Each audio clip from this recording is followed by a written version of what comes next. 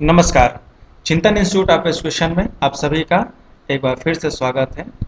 आइए, जैसा कि पिछली वीडियो में मैं आप सभी लोगों को यह अवगत कराया था कि आने वाली जो सीरीज़ एक मैं लेकर के आ रहा हूं, जिसमें मैं बीटीसी के विभिन्न जो शीर्षक हैं उनसे संबंधित वीडियो बनाने जा रहा हूं। तो उसी को ध्यान में रखते हुए आज का यह वीडियो, जैसा कि आप स्क्रीन पर देख सकते हैं, लघुत्तम समापवर्त आज का जो शीर्षक है वह लघुत्तम समापवर्त है। इसे हम शॉर्ट में ल स भी कहते हैं। हिंदी में इसको हम संक्षिप्त में ल स कहते हैं। अंग्रेजी में संक्षिप्त रूप में एलसीएम कहा जाता है। एलसीएम जिसका full form least common multiple होता है। तो आज का हमारा यह शीर्षक है जिस पर मैं यह वीडियो बना रहा हूँ। आप सभी लोगों को मैं यह बता दूं, यह जो शीर्षक है वह बीटीसी के स्टूडेंट्स के साथ ही ऐसे स्टूडेंट्स जो सीटेट और यूपी टेट या अन्य स्टेट के टेट की तैयारी कर रहे हैं, वे विद्यार्थी भी इस वीडियो को ध्यान से देखें, क्योंकि उनसे भी लघुत्तम समापवर्त से संबंधित प्रश्न पूछे जाते हैं। मैं आप लोगों को बता दूं कि आज का जो वीडियो है जिसमें मैं एलसीएम के बारे में बताने जा रहा हूं, आप यहां देख रहे होंगे कि एलसीएम को लगाने के लिए एलसीएम जो पूछा जाता है, जैसे आपसे कहा जाएगा कोई भी 3 संख्या दे करके कि इसका एलसीएम निकालिए, इसको हम 2 तरीके से निकालते हैं। पहला तरीका है अभाज्य गुणनखंडन और दूसरा तरीका है भाग विधि।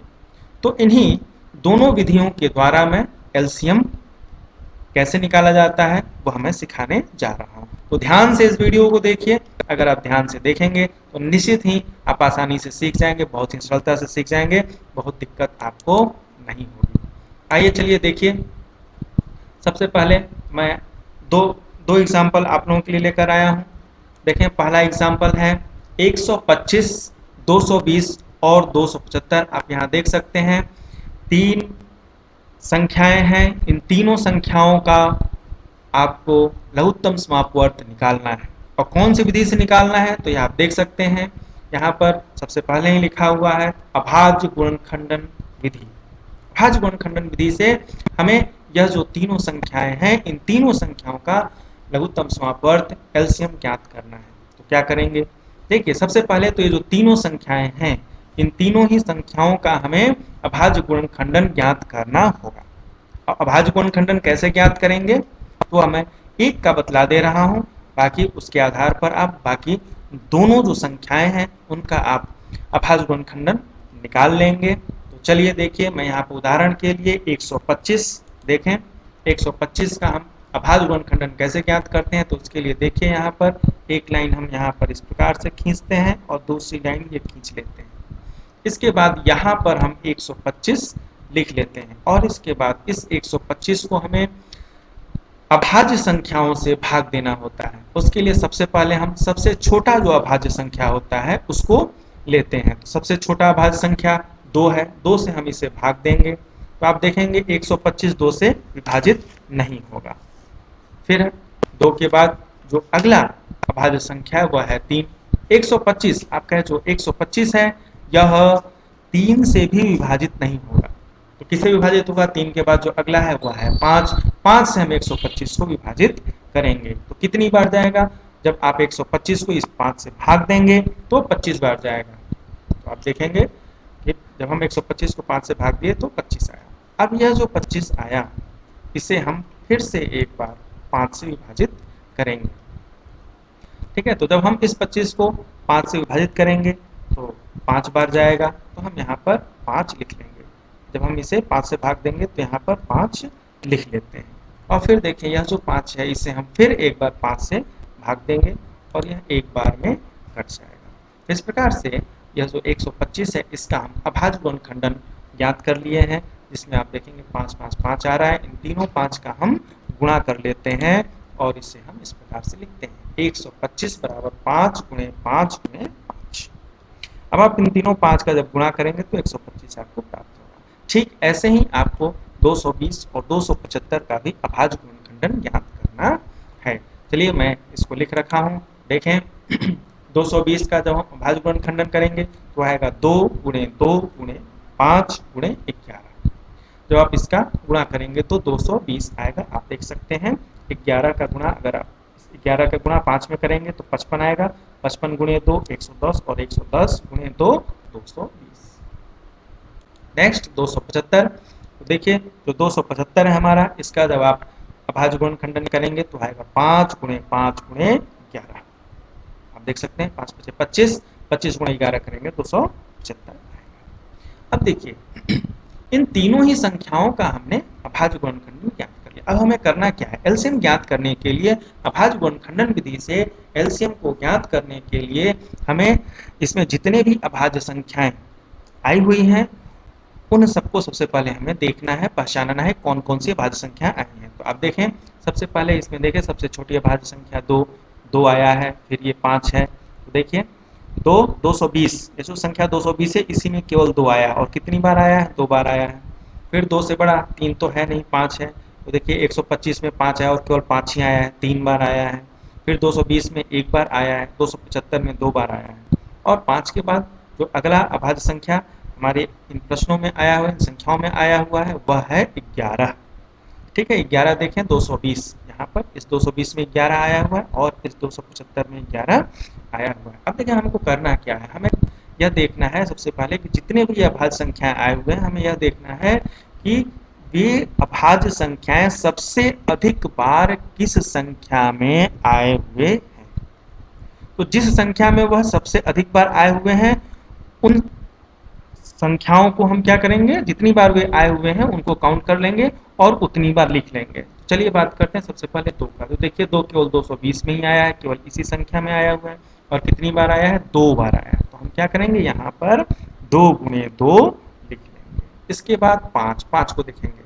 देखिए 5 जो है वह 220 में 1 बार आया है और 275 में 2 बार आया है और 125 में 3 बार आया है। तो सबसे अधिक बार किसमें आया है, 125 में, और कितनी बार आया है, 3 बार आया है। अब हम यहाँ पर जो 2 गुणे 2 लिखेंगे उसके आगे गुणा का निशान लगा करके 5 गुणे 5 गुणे 5 ये यहाँ पर लिख लेंगे।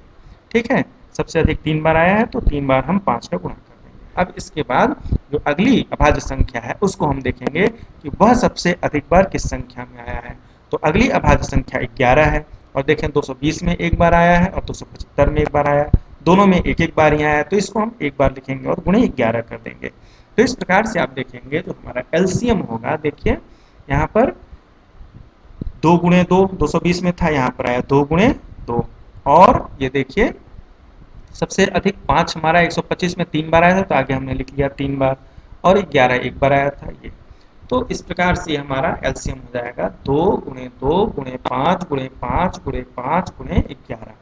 अब इन सब का जब हम गुणा करेंगे तो वो आएगा 5500। ये हमारा आंसर हो जाएगा। ठीक है, तो इस प्रकार से आप कोई भी जो संख्या दिया हो, 2 या 2 से अधिक जो भी संख्या दी गई हो और आपसे कहा जाए कि अभाज्य गुणनखंडन विधि से आप उसका एलसीएम लॉस ज्ञात करना है आपको, तो आप इस प्रकार से ज्ञात करेंगे। सबसे पहले आप सभी संख्याओं का अभाज्य गुणनखंडन ज्ञात कर लेंगे और फिर उन अभाज्य गुणनखंडन में आप यह देखेंगे कि सबसे छोटा जो अभाज्य गुणनखंड है वह सबसे अधिक किसमें आया है। सबसे अधिक जितनी बार वह जिस संख्या में आया होगा उसको हम नोट कर लेते हैं, उसे हम यहाँ पर, जैसे यहाँ पर मैं इस प्रश्न में बताया, देखिए 2 गुणे 2, 2 सबसे अधिक बार 2 बार आया हुआ तो हमने लिख लिया 2 गुणे 2। फिर ऐसे ही 5 यहाँ पर सबसे अधिक 3 बार आया था तो यहाँ पर हमने इस तरह से लिख लिया और 11 1 बार आया था इसको लिख लिया। इसी प्रकार से जो भी अभाज्य संख्याएं हों, जिस संख्या में सबसे अधिक बार आया रहता है उसको हम नोट कर लेते हैं और इस प्रकार से गुणा करके एलसीएम ज्ञात कर लेते हैं। ठीक है, ये तो रहा एलसीएम ज्ञात करने का अभाज्य गुणनखंडन विधि। चलिए आइए अब हम चलते हैं दूसरा जो हमारा विधि है, भाग विधि है, उस विधि से हम देखते हैं कि एलसीएम कैसे ज्ञात किया जाता है। तो देखें भाग विधि से लघुत्तम समापवर्त हम कैसे निकालेंगे। इसके लिए पुराना जो हमारा क्वेश्चन था उसी क्वेश्चन को हम यहाँ पर फिर से लिए हुए हैं। भाग विधि से निकालने के लिए आसानी इसलिए होगा कि आप इसको कंपेरिजन करके देख सकते हैं कि कहीं दोनों में कोई अंतर तो नहीं है। देखिए इस विधि में हम क्या करते हैं, यहाँ आप देखेंगे यह जो तीनों जो संख्याएं हैं इसको हम यहाँ पर लिख लेते हैं। अब आप देखें इसका, जब इस विधि से हम लघुत्तम समापवर्त निकालते हैं तो इसमें जैसे हम अभाज्य गुणनखंडन किसी संख्या ज्ञात करते हैं, ठीक वैसे ही लाइन आपको बनानी है। आप यहाँ देखेंगे एक लाइन आप सबसे पहले ये सीधी ऐसे खींचेंगे और दूसरी यहाँ पर इस प्रकार से आप लाइन बनाते हैं। और ये जो तीनों संख्याएं हैं, 3 या 4 जितनी भी संख्याएं दी गई होती हैं, उन सभी संख्याओं को आपको यहाँ पर कॉमा लगा करके लिख लेना है।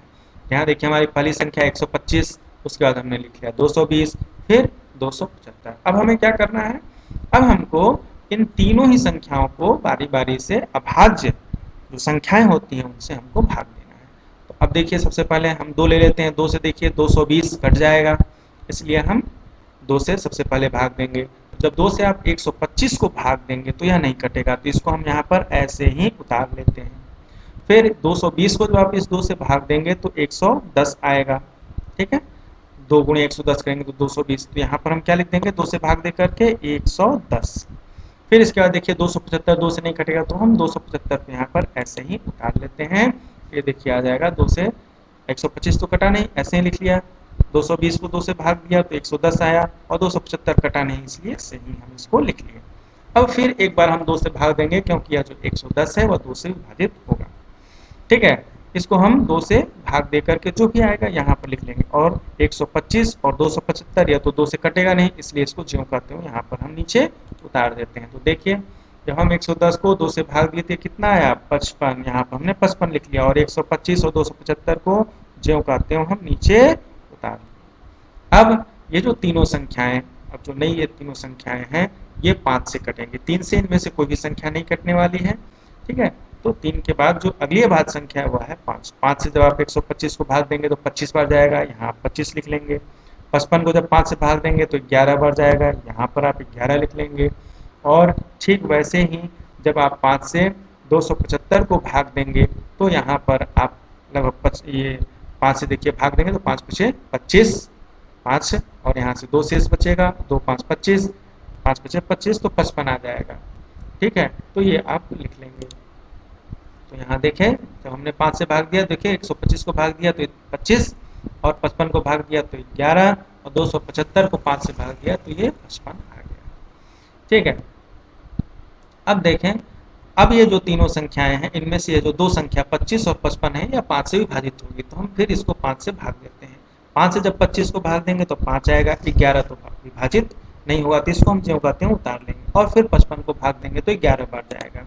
तो अब देखें जब हमने 5 से भाग दिया तो ये आ गया, 25 को 5 से भाग दिया तो 5 आया, 11 को ऐसे ही उतार लिया, और 55 को जब 5 से भाग दिया तो यह आया हमारा 11, ठीक है। अब देखिए यहाँ पर 5 है, यह एक बार फिर 5 से कटेगा, तो हम इसको 5 से फिर भाग देते हैं। जब 5 से भाग देंगे तो ये देखिए जब इस 5 को 5 से भाग देंगे तो 1 आया, इसको हमने लिख लिया। और 11, ये जो दोनों 11 हैं 5 से विभाजित नहीं होंगे, तो इनको ऐसे ही ज्यों करते हो हम उतार लेंगे।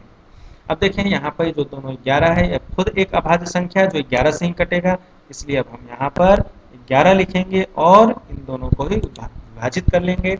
अब देखें अब लास्ट में ये सब 1 1 1 आ गया। तो इस प्रकार से आप ये देखेंगे कि जब इन तीनों को आप अभाज्य संख्याओं से विभाजित किए तो देखिए 2 2 5 5 5 11 आया। अब ये जितने भी अभाज्य संख्या यहाँ पर हमें प्राप्त हुए, इन सबका हम क्या करेंगे, गुणा कर लेंगे। जब आप इन सबका गुणा कर लेंगे तो वह जो गुणनफल आपके सामने आएगा वही इन तीनों ही संख्याओं का क्या होगा, एलसीएम होगा, लघुत्तम समापवर्त होगा। तो देखें क्या आंसर आएगा। देखिए हमने यहाँ पर गुणा कर लिया, एलसीएम बराबर 2 गुणे 2 गुणे 5 गुणे 5 गुणे 5 गुणे 11 यहाँ पर हमने लिख लिया। अब इन सब का हम क्या करेंगे, गुणा कर लेंगे।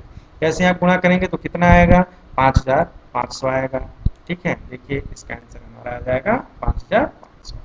तो ये दोनों विधि है जिसके द्वारा आप एलसीएम ज्ञात करेंगे, ठीक है। दोनों में से आपको दोनों ही विधियों से आपसे प्रश्न पूछा जा रहा है, तो दोनों विधियों को ध्यान से आप इस वीडियो को देखिए और आप अधिक से अधिक प्रैक्टिस करें ताकि आप इसको सीख सकें, ठीक है। बहुत ही आसान है।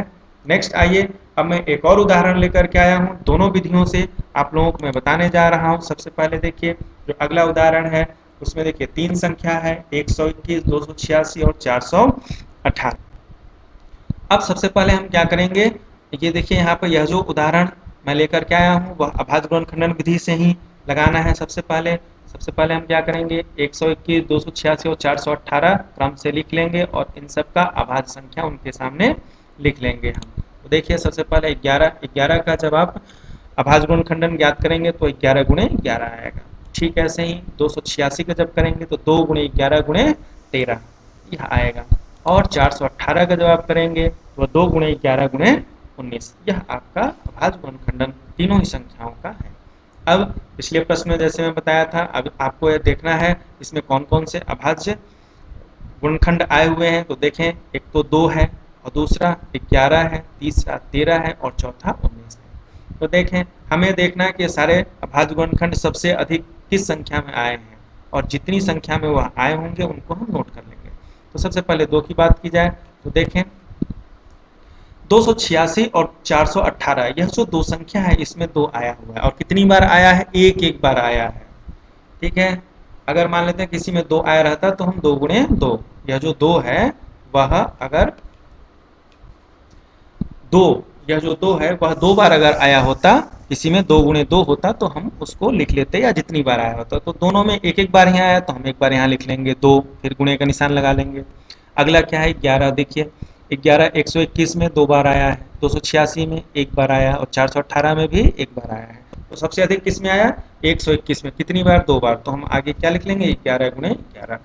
फिर नेक्स्ट है 13, 13 देखिए 1 बार आया हुआ है तो हम फिर गुणे 13 लिख लेंगे और 19 भी 1 बार आया है। तो इस प्रकार से आप देखेंगे जो हमारा एलसीएम होगा वह क्या होगा, 2 गुणे 11 गुणे 11 गुणे 13 गुणे 19। देखिए दोनों में एक बार आया तो 1 बार लिख लिया, 11 सबसे अधिक 2 बार इसमें आया हुआ है तो 2 बार लिख लिया, 13 1 बार आया 1 बार लिख लिया, 19 1 बार आया 1 बार लिख लिया। अब इन सब का हम गुणा कर लेंगे, गुणा कर लेंगे तो हमारा जो एलसीएम है, जो लघुत्तम समापवर्त है, वह हमें ज्ञात हो जाएगा। तो देखिए गुणा करने पर कितना आ रहा है, यह है 59,774। यह आपका आंसर आपको प्राप्त हो जाएगा। ठीक है, तो ये रहा गुणनखंडन विधि से। अभी मैं आप लोगों को भाग विधि से भी बताऊंगा। उससे पहले आप लोगों के प्रैक्टिस के लिए मैं यहाँ पर 2 प्रश्न लाया हूँ। आप उन दोनों प्रश्नों को नोट कर लीजिए और उनका आप अभ्यास करें प्रश्नों को लगा करके। ठीक है, इन दोनों ही प्रश्न का एलसीएम आपको गुणनखंडन और भाग विधि दोनों ही विधियों से निकालना है। देखिए पहला प्रश्न क्या है, यहाँ पर आप देखें पहले प्रश्न में जो पहली संख्या है वह 125, दूसरी संख्या 150 और तीसरी संख्या 175। इसका आपको एलसीएम गुणनखंडन और भाग विधि दोनों ही विधियों से निकालना है। ठीक वैसे ही 150, 200 और 250 का भी आपको एलसीएम निकालना है गुणनखंडन और भाग विधि दोनों विधियों से। अब आइए यह जो हमारा प्रश्न था ये वाला, इस प्रश्न को हम भाग विधि से भी लगा करके देख लेते हैं। तो देखिए हमारा प्रश्न है, पिछले प्रश्न में जो मैं बताया था भाग विधि से वैसे ही लगाना है। यहाँ पर हम क्या करेंगे, तीनों ही संख्याओं को यहाँ पर लिख लेंगे। ठीक है, देखिए भाग विधि में क्या करना है हमको, देखिए यहाँ पर हम ये लिख लिए। लिखने के बाद अब क्या करना है, सबसे छोटी जो अभाज्य संख्या है उससे भाग देंगे। सबसे छोटी अभाज्य संख्या 2 से देखिए 286 और 418 दोनों ही विभाजित होंगे तो 2 से हम भाग दे देंगे। 121 तो 2 से कटेगा नहीं तो हम 121 जो कहते हैं यहाँ उतार लिए और जब 2 से हम 286 को भाग दिए तो 143 आया। फिर 418 को जब हम 2 से भाग देंगे तो कितना आएगा, 209। अब देखें यह जो अगली जो तीनों संख्याएं हैं यह 2 से विभाजित नहीं होगी। तो देखेंगे हम क्या 3 से हो रहा है, 3 से भी नहीं होगा ये सब। फिर 5 से देखेंगे, 5 से भी नहीं कटेंगे। 7 से देखेंगे, 7 से भी कोई नहीं कटने वाला है। तो किससे कटेगा, 7 के बाद जो नेक्स्ट है हमारी संख्या वह कौन है, बात संख्या 11, 11 से भाग देंगे। 11 से भाग देंगे तो 111 11 बार जाएगा और 143 13 बार जाएगा और 209 19 बार जाएगा। तो देखें 11 जैसे हम भाग दिए, ये हमारा 11 से भाग देंगे तो 121 11 बार जाएगा। तो यहाँ हम 11 लिख लेंगे। 11 से 143 को भाग दिया तो ये 13 आया, यहाँ पर 13 लिख लिए। और 11 से हम 209 को भाग देंगे तो 19 जाएगा, 19 बार में जाएगा और यहाँ पर हमने 19 लिख लिया। अब हमें क्या करना है, ये जो संख्याएं हैं अब इनको फिर से, हम देखिए 11 है तो 11 से कटेगा, हम इसको 11 से भाग देंगे तो यहाँ पर 1 आ जाएगा। ये दोनों 11 से नहीं कटेंगे तो इनको हम जो करते हैं ऐसे ही उतार देंगे। देखिए ये हो गया, 11 को 11 से भाग दिया 1 बार गया और इन दोनों को हम ऐसे उतार दिए। अब देखिए 13, अब इस 13 को हम 13 से भाग देंगे तो देखिए 13 को जब 13 से भाग देंगे तो 1 बार जाएगा और 19 तो 13 से कटेगा नहीं तो उसको ज्यों का त्यों हम यहाँ पर उतार लेते हैं। फिर ठीक ऐसे ही 19 को भी अब हम 19 से ही भाग देंगे। अब देखिए जो 13 और 19 है ये दोनों खुद में एक अभाज्य संख्या है तो यह खुद से ही कटेगा, अन्य किसी संख्या से यह कटने वाला नहीं है। तो 19 को भी हम 19 से भाग देंगे तो यहाँ कितना 1 आ जाएगा। तो इस प्रकार से आप देखिए भाग विधि से जब आप इन तीनों को भाग देते हैं तो देखिए 2, 11, 11, 13 और 19 आया। अब हम क्या करेंगे, इन सब का यहाँ पर हम मल्टीप्लाई कर लेंगे। तो देखिए एलसीएम हमारा क्या आ जाएगा, 2 गुणे 11 गुणे 11 गुणे 13 गुणे 19। यहाँ आप देखिए मैं दोनों को एक साथ रखा हूँ कंपेरिजन रूप में, आप देखिए तुलनात्मक रूप से। तो अगर आप देखें तो यहाँ भी 2 गुणे 11 गुणे 11 गुणे 13 गुणे 19 है और यहाँ भी वही आया है। ठीक है, अब जब आप इसका गुणा करेंगे तो कितना आ जाएगा, 59,774, ये इसका आंसर आएगा।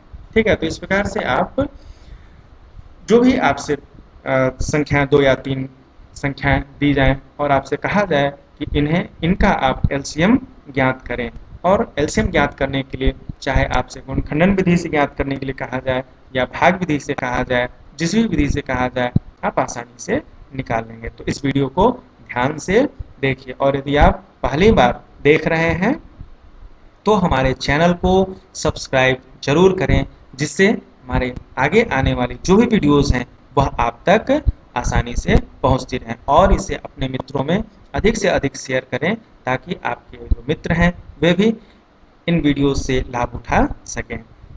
ठीक है, तो आज के लिए इतना ही। अगली वीडियो में अन्य और भी जो शीर्षक हैं उनके साथ मैं आऊँगा। तब तक के लिए नमस्कार, धन्यवाद।